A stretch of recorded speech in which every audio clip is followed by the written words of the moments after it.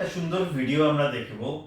এই ভিডিওতে আপনি দেখতে পাবেন যে শুধু আমরা আল্ট্রাসাউন্ডের মাধ্যমে টিবিএস এর মাধ্যমে কিভাবে জরায়ুর গঠনগত ত্রুটিকে আমরা আইডেন্টিফাই করছি। এখনই আমরা দেখে নেব যে একটা ইউটেরাস কিভাবে দুভাগে ভাগ হয়ে আছে একটা সেপ্টামের মাধ্যমে। তো সেখানে নর্মাল ভাবে বেবি তার আসছে না, বাট সেটা কোনোদিনও ডায়াগনোসিসই হয়নি। তো আমাদের যে 3D আল্ট্রাসাউন্ড আছে নিউ লাইফে, সেটার মাধ্যমে কিন্তু আমরা সহজেই ওটা দেখে নিতে পারলাম যে এটার কি অসুবিধা আছে, এটা আমাদের কি স্টেপ করতে হবে, সবটাই কিন্তু আমরা নিউ লাইফে এখানে ডায়াগনোসিস করে ফেললাম।